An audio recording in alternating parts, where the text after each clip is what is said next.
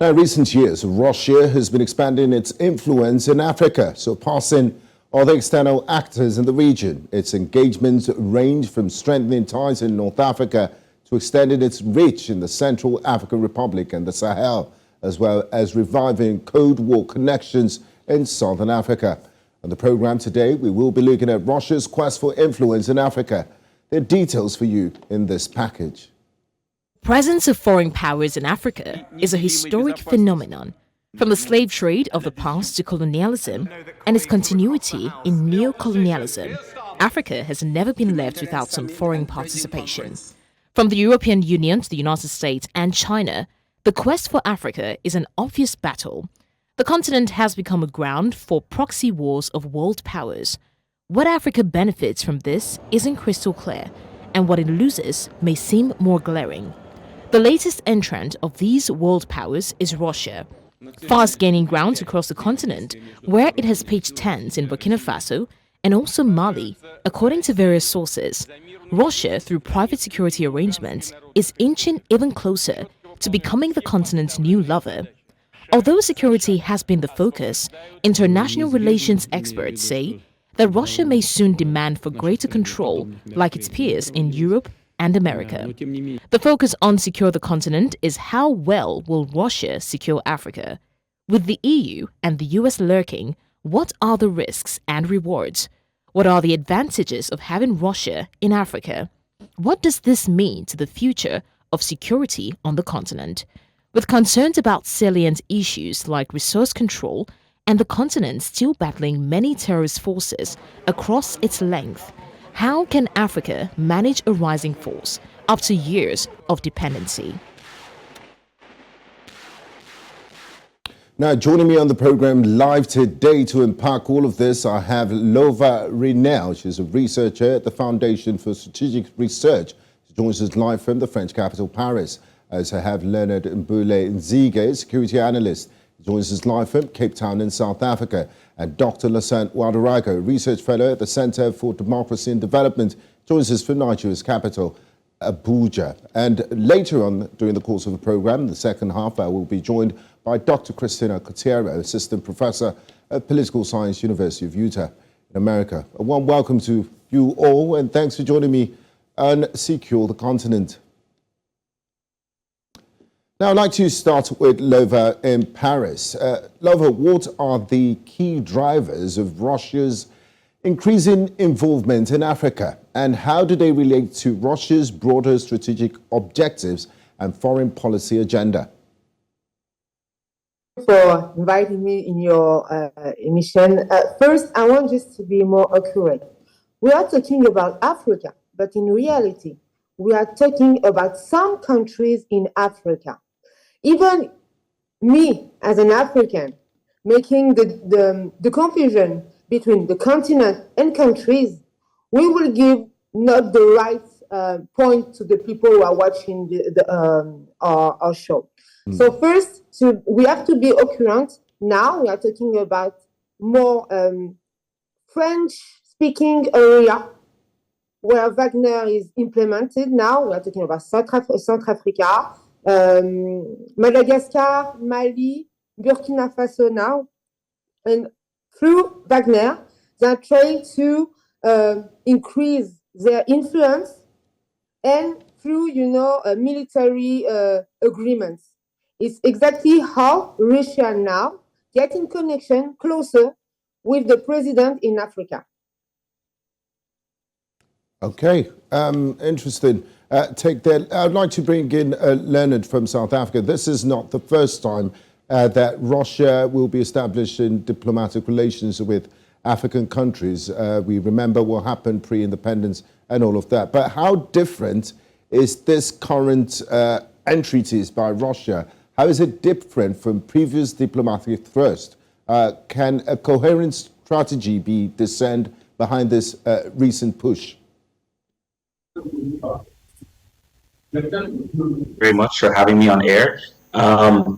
You're right. This is not the first time Russia is having a very stark and deep-seated diplomatic push on the continent. However, the context is very different because during the 1960s, and the 1970s, it was mostly to support newly independent African countries as well as African countries which are still in the liberation struggle. But what we've seen, especially over the last 5 to 6 years, has been a more concerted push to have relations with a broader set of African countries, be them democratic, authoritarian. And the first real and this was with the rise of Russia, as you've known, Putin has really had the desire to make Russia a relevant international power once more after about 25 years of being in the background to the United States and more recently China. So 2018, you had the first Russia-African summit. Russia joined the plethora of other countries which have Africa to One summit, and with the war against Ukraine, that has really served as a catalyst for Russia to put in place a more coherent and more intentional diplomatic strategy in terms of putting Africa at the forefront of its foreign policy, which is that they want to make themselves a more relevant international power vis-a-vis China and the United States for the most part, as well as the European Union countries. Thank you, Leonard. Now, Dr. Ouedraogo, in Lova's opening submission, she did mention that where we find Russian presence, a lot of this Russian presence in Africa, former French colonies, like your home nation, Burkina Faso, Mali, Central African Republic. Now, French President Emmanuel Macron recently said that the Wagner Group was arriving in Mali with predatory intentions. And he also said, because the junta, which is in power after 2 coups d'etats, considers them to be the best partners they can find to protect their power, not to fight against terrorism. Why are the French vehemently opposed to Russian presence in Africa?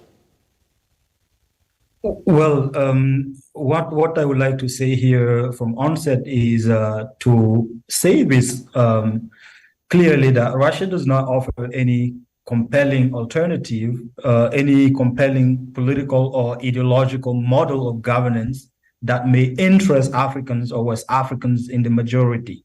But the fact of the matter is that bilateral relationship between Russia and African country is viewed more and more as a transactional and more pragmatic, more so than with a former colonial power, because Russia does not have this kind of a legacy with Mali or Burkina Faso. It's seen as a colonial past, you mean, when you talk about legacy, if I hear you right.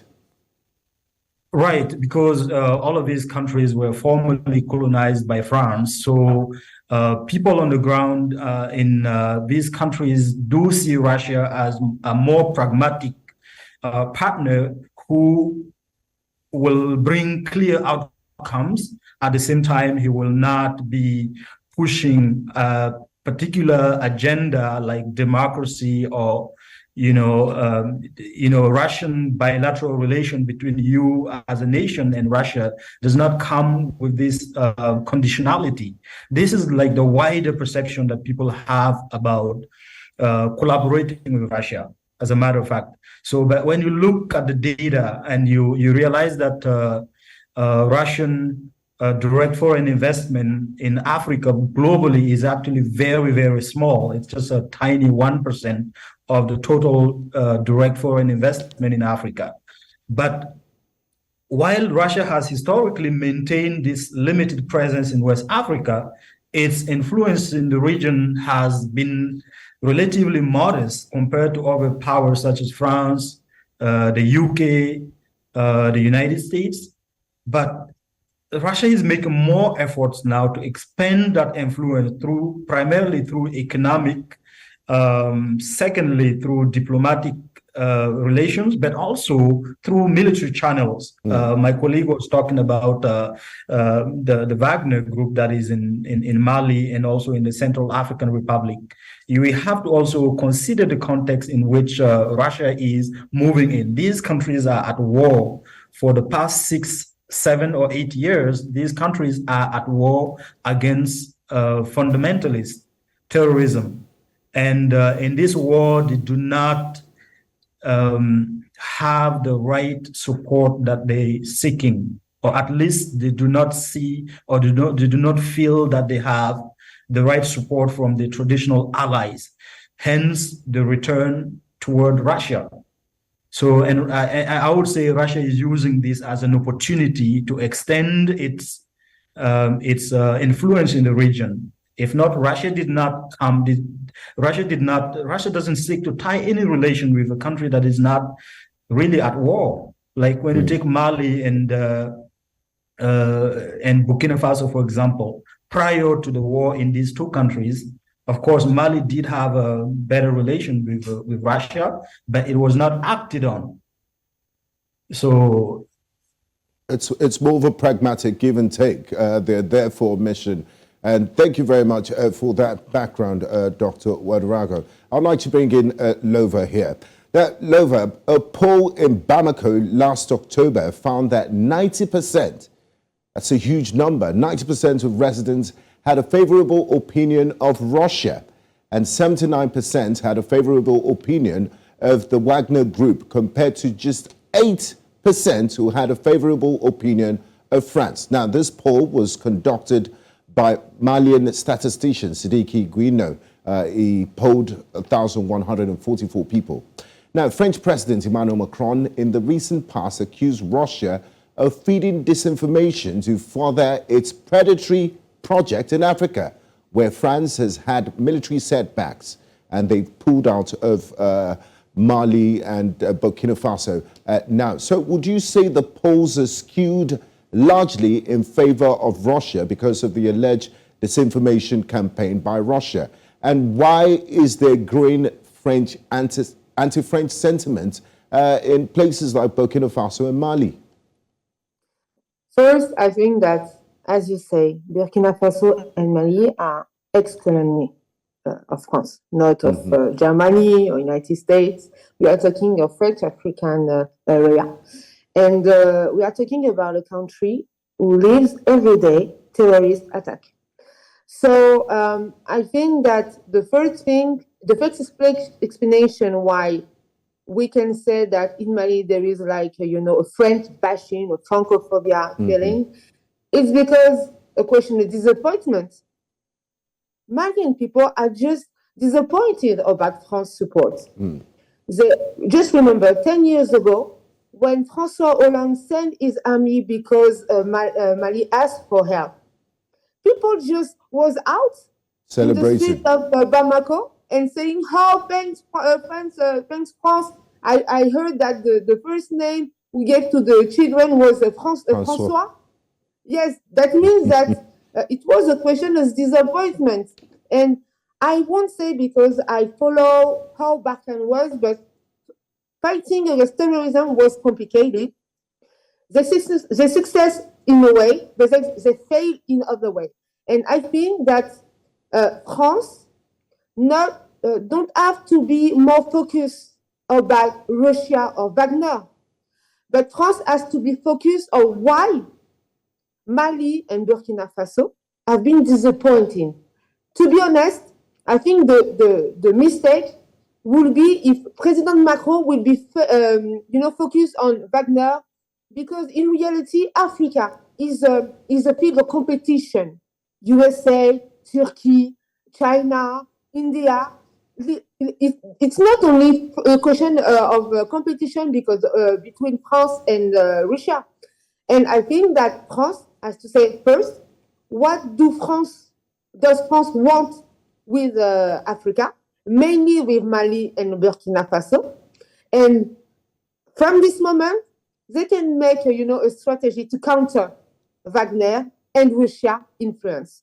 But it won't be a good idea to mix up the step. The first step is to just watch in details why in Mali they fail, and not why they love Russia, which are just benefits the lack of efficiency of France. That's all. And of course, there is a hard background of colonization and France-Afrique story. All those, elements explain why we have this high Francophobia, but it's not the real solution. The solution is to find why it doesn't work and how we can fix it. Thank you, Lova. Now, Leonard, we saw the French come into Mali when the jihadists were closing in on the capital, Bamako, and a lot of people hailed them as heroes. 10 years down the line, and with the luxury of hindsight, we saw how that panned out. Now, the Malians are looking outwards to another foreign power to, help deal with this terrorism issues in their country. Now, the oldest country, or the country where modern Russian involvement, military involvement, is Central African Republic. They used to have a really bad problem. How has the Russians fared in Central African Republic? And why do people always question the methods? How do they differ in their mode of operation from, let's say, French or German or American troops? Why are they always hammering on the human rights records of the Russian paramilitary group, Wagner Group? First and foremost, I really want to agree with everything that Lova said regarding, France's past involvement, and one of the reasons why France is having such a bad reputation is because they haven't been able to evolve their foreign policy, and their foreign policy in Africa has been premised significantly on military intervention. And Central African Republic is one of the countries where France has had their most deep-seated military involvement. I think before the Wagner Group was contracted to operate in Central African Republic, France had 7 military operations, including Operation Sangaris, which was the last one, which was initiated in 2012. Now, with Central African Republic, it's quite interesting because Wagner was basically the laboratory for Wagner's involvement across Africa, and with them, they were essentially put in place to protect the president, but then now, and parts of Bangui, but then as time has evolved, now they've expanded into other parts of the country. And from what I read and what I hear, Central African Republic obviously is my next door neighbor in Cameroon, my home country. There is a better perception of them because, for example, the French soldiers have been accused of a lot of crimes against, human rights violations, sexual violence, indiscriminate killings, and they weren't really willing to own up to that. With respect to the Russians, that is Wagner Group, I think what happens with them is that there is less prejudice because they are less known. I don't think that people are turning a blind eye with respect to what they're doing in terms of human rights. Sorry to interrupt you. Would you say it's too early to pass judgment on the operations? No, it's not too early because we know they're private military contractors. So they're there and they have a mercantilist role there. They have particular areas which they're supposed to go into, and in exchange, they're getting not only money, but then access to mineral and other concessions. I know that they're also a Wagner Group in Central African Republic. They're getting into other domains such as coffee production and exports, right? But what I'm saying is that unlike with respect to the United States, France in particular, they're not playing a holier-than-thou role, right? They assume the actions that they undertake. Meanwhile, with respect to French and as well as the UN mission, they've been they've not been willing to own up to the various abuses that have been carried out. I mean, it's not just the French. I know there was a Gabonese contingent that was involved in, that was also accused of sexual violence and assault towards Central African Republic citizens. So the Russians are coming in on a clean slate, quote unquote, and the government is in line with them, and the population has seemed very receptive to them in that regard because of that clean slate, despite the fact that we know that there are abuses that have been committed. Thank you, Leonard. Dr. Ouedraogo, what about the locals, the ordinary Burkinabés, the ordinary Malians, the ordinary citizens of Central African Republic? What is their perception and attitude towards the presence of Russian contractors in the country? And how does Russia's approach to engagement in Africa differ from that of other external actors, including Western countries and China? Directly engage with the locals in Burkina Faso or Mali, for that matter, perhaps through social media, disinformation campaigns. But again, when you look at those disinformation campaigns that is being pushed by some pro-Russian networks, whether it's online or on social media, targeting the wider population in this region, when you look at them closely, you find that it's still very, very problematic in the sense that it's super, super condescending to the locals. So in Burkina, people are looking at those content with some sort of a dismissive way. It's just so funny to watch a Russian video whereby the Russians are presented as the savior who is coming down to help the Malian military kill the French rat or so. But what all of this is just like a joke to most people on the ground. But what I will say here is that the failure to consider locals themselves understanding of what is the interest in joining or lining up with Russia is there. A lot of people are investigating Russian disinformation campaigns. They're seeking to understand how Russians are winning the hearts of locals in Burkina Faso and Mali without clearly looking at how former partners have failed us. And have contributed to this sentiment. And have contributed to sort of like incentivize the need to bring someone else. When you look at the presence of France in Burkina Faso through Operation SAR, which has been acted since 2019, 2016, I would say.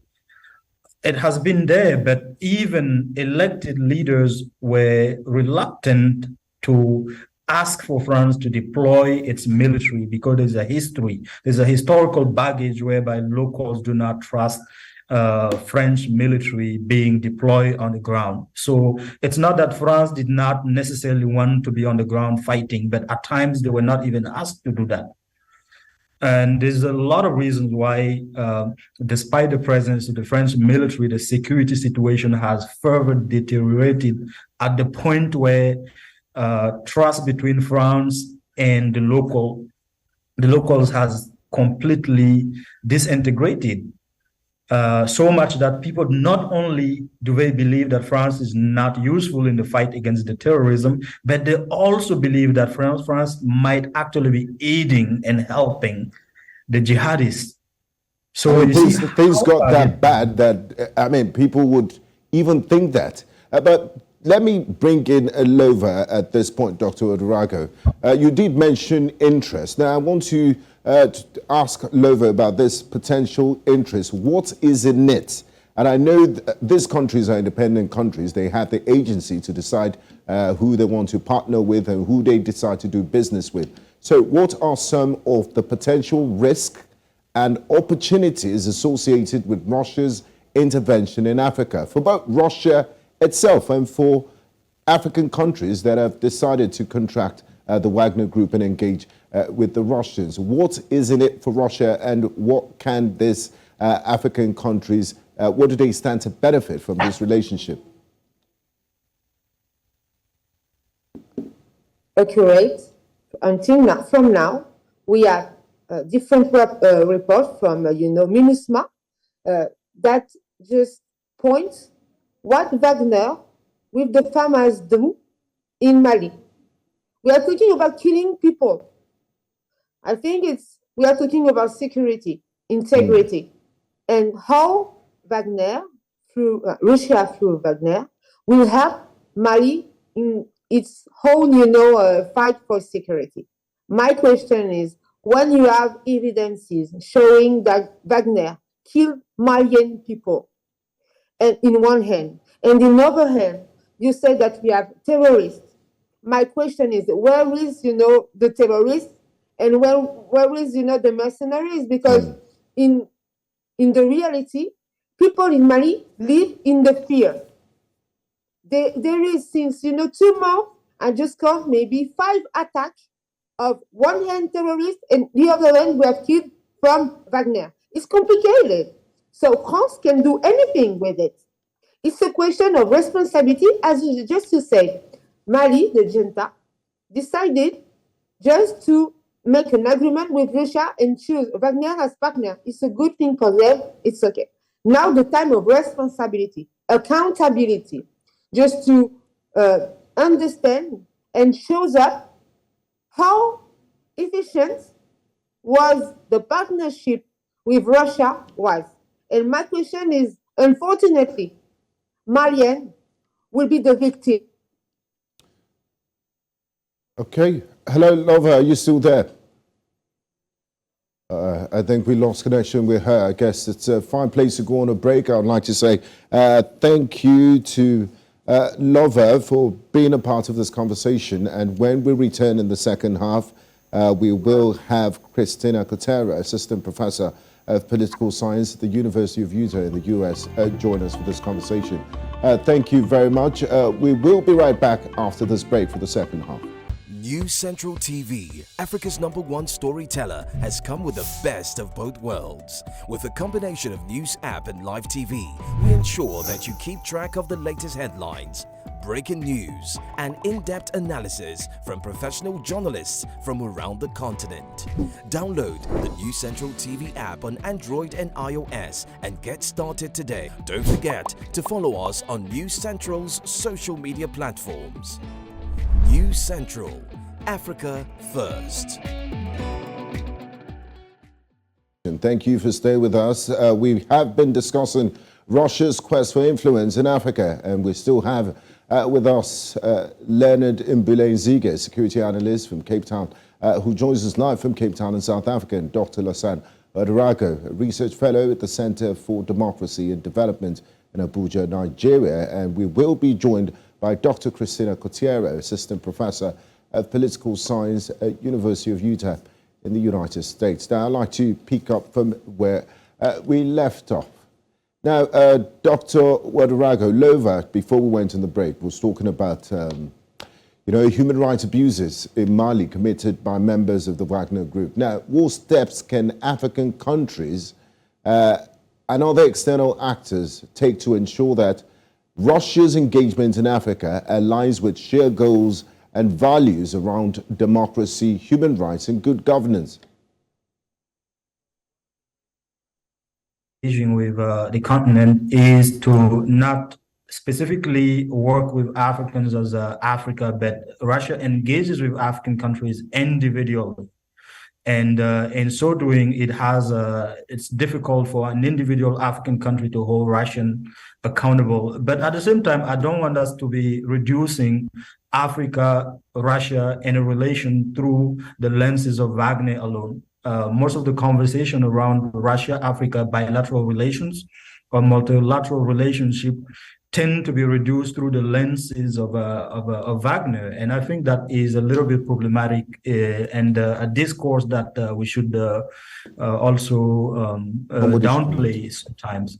But to respond to your question, I think that if Africans could relate to Russia as a bloc, if we have an ECOWAS-Russia sort of a relation whereby contracts and are negotiated between Russian intervention on the continent, whether it's a military intervention or a trade relation, is done not with an individual country, but as with a regional bloc like ECOWAS, then it would be much easier for us to hold Russian accountable than when we deal with Russia as an individual nation.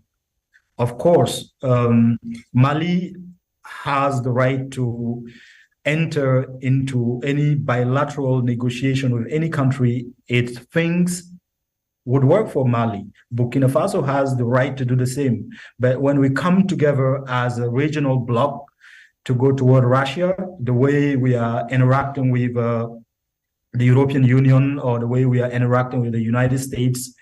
If we can go as a union or as a group of nations, I think we're better off. But what I want to interject here in this conversation is to not reduce the Russia-Africa relation to the presence of Wagner in Mali or the presence of Wagner in the Central African Republic, because there's more to it than the mercenaries. And actually, when you ask the Malian officials, they will tell you that there is no Wagner deployed on the ground and doing any fighting, that the Wagner is only in Mali to train, to assist, and so on and so forth. Thank you very much. Now, Leonard, two post-apartheid presidents of South Africa, Thabo Mbeki and Jacob Zuma, went through military training in the Soviet Union as part of its outreach to the African National Congress during the apartheid era. Do these historical ties factor in why South Africa still has cordial relations with Russia, and also this planned joint naval exercise with Russia and China in spite of its invasion of Ukraine?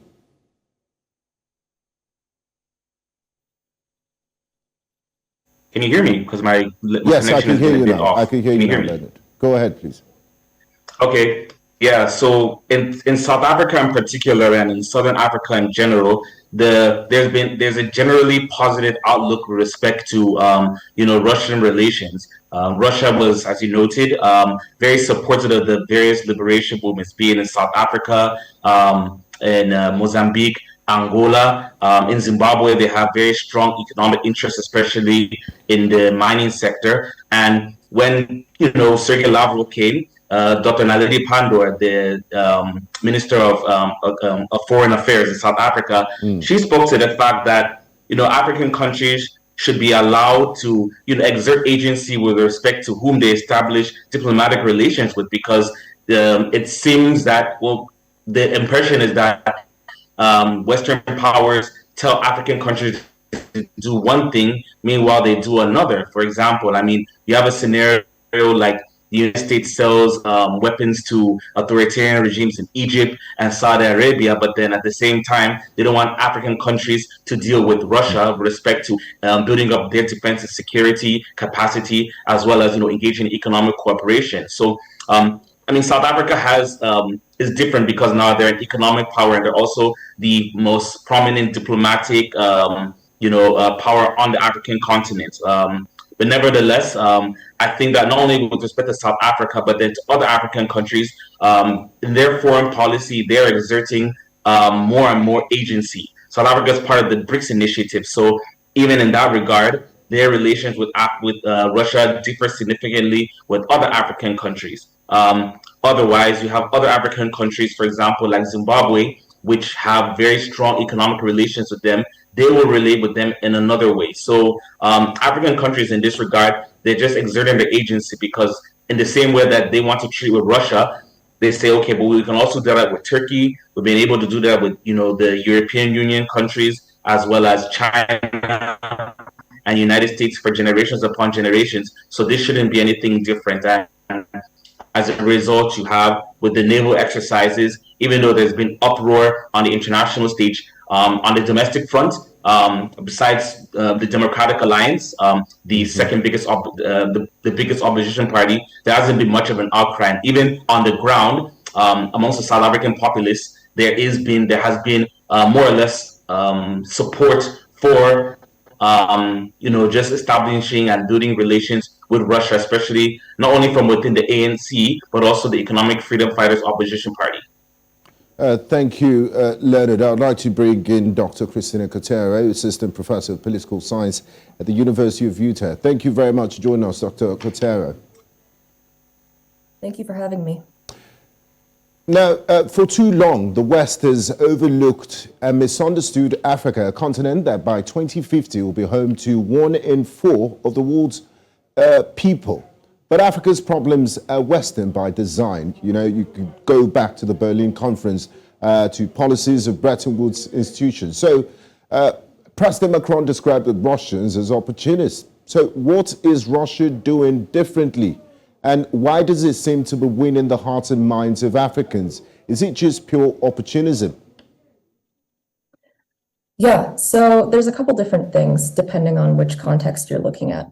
So when you're looking at countries like Mali or Burkina Faso, where you have these military regimes in place right now, like some of your other guests have mentioned, one thing Russia's doing differently is they're not condemning these governments for having taken power through military coups.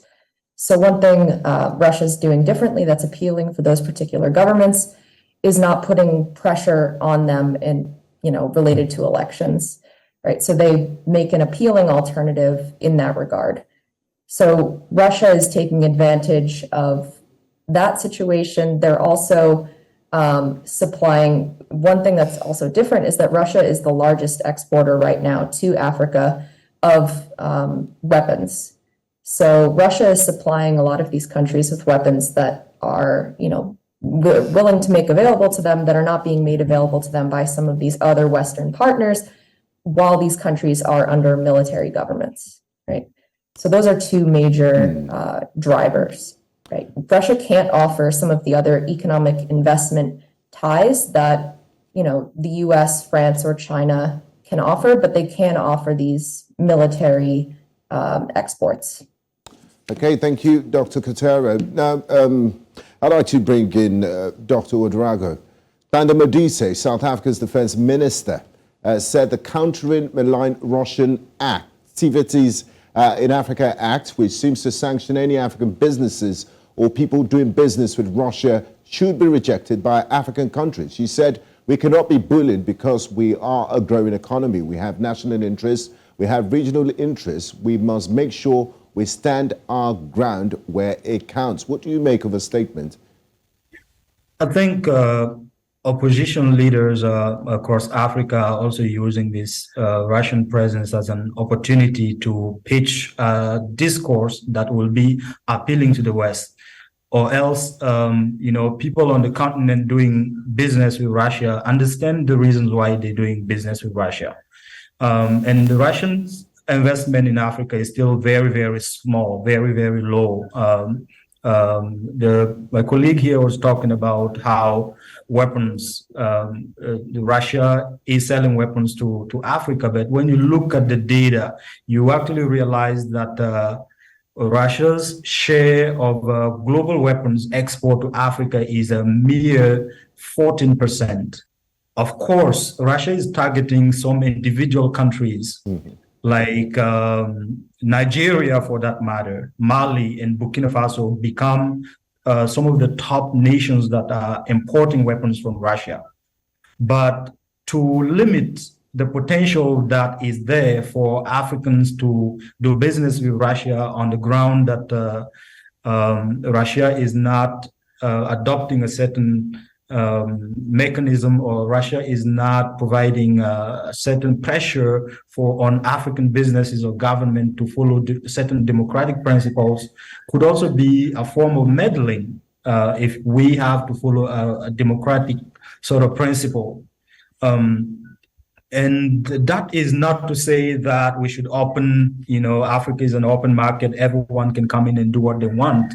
But at the same time, we shouldn't be limiting the potential that is there. There's a lot of alternatives. And Russians have been investing in the mining sector in a number of countries: Sierra Leone, Nigeria, Mali, Burkina Faso, Guinea, and so on and so forth. So if we're to stop all of these, and so then there won't be any competition. When you look at Burkina Faso, for example, for far too long, the gold, the mines have been exploited by certain group of people, but now there's a sort of a diversity and the government can now negotiate with different people who are coming from different countries. So I don't really side with this idea of, let's shut down or let's boycott any business that is seeking to extend and do with Russia. Because we can be doing business, doing business with Russia and still maintaining our values. Exactly. If we have businesses in the United States who are operating with Russia, despite what is going on in Russia. We have businesses in France who are still doing business with Russia. We have businesses in the UK doing business with Russia and China and many other illiberal nations. So, and who are we to say that Africans shouldn't be doing the same if we can make our way through that? Thank you, Dr. Aborowa. I'd like to bring back Dr. Kotero before I move to Leonard. Now, I'm sure you agree with me, Dr. Kotero, that Russia's return to Africa in recent years has been facilitated in part by the drop-off in U.S. attention to the continent under former U.S. President Donald Trump's administration. He famously referred to African countries by some unprintable names. Now, what steps has the Biden administration taken to counter this and draw itself closer to Africa? I do recall there was a US-Africa summit towards the end of last year. Just to take one step back, I did want to say that I don't think that anyone is really advocating that African countries should not pursue economic ties with Russia, or that there's something wrong with, African governments pursuing broader opportunities, including trade with Russia. I think it certainly is the case that Russia is the source of, according to the Stockholm Institute that records data on military exports, about half of Russia's exports of military equipment, about half of Africa's imports of military equipment do come from Russia. Just wanted to sort of backtrack on that point. Yes, so certainly the United States has had a long sort of last couple of administrations that have not paid sufficient attention to what's been going on and left sort of a void, and Russia steps into that void as a disruptor. So several issues. The one concern is that because Russia is supporting some of these governments, at least rhetorically, and also using disinformation to support some of these governments that are currently led by military officials, there's a concern that that's going to prolong, potentially encourage other military officials to jump into politics, prolong periods of non-democratic governance in those countries. So the U.S. has not played a sufficient role in trying to facilitate negotiation in the way that they could have done, right? And part of the issue that we should be worried about as well is that the Wagner Group, when they step into these countries, to fight and train militaries in exchange for access to resources, they don't actually have an incentive to try to resolve conflicts, right? So the U.S., again, has been releasing reports more recently, encouraging countries to put sanctions on companies that are linked to the Wagner Group, but they haven't been pushing on that diplomatically too heavily. I think you're going to see the U.S. doing that more in coming months. And, regardless of all the legitimate opportunities that ties with Russia can bring to Africa, the Wagner Group, to the extent that they're getting involved, their economic incentives in those countries are such that, they don't really have an incentive to try to actually help resolve any of the underlying But Russia's involvement in Africa is more than the Wagner Group. So if you remove that, there are other avenues of cooperation.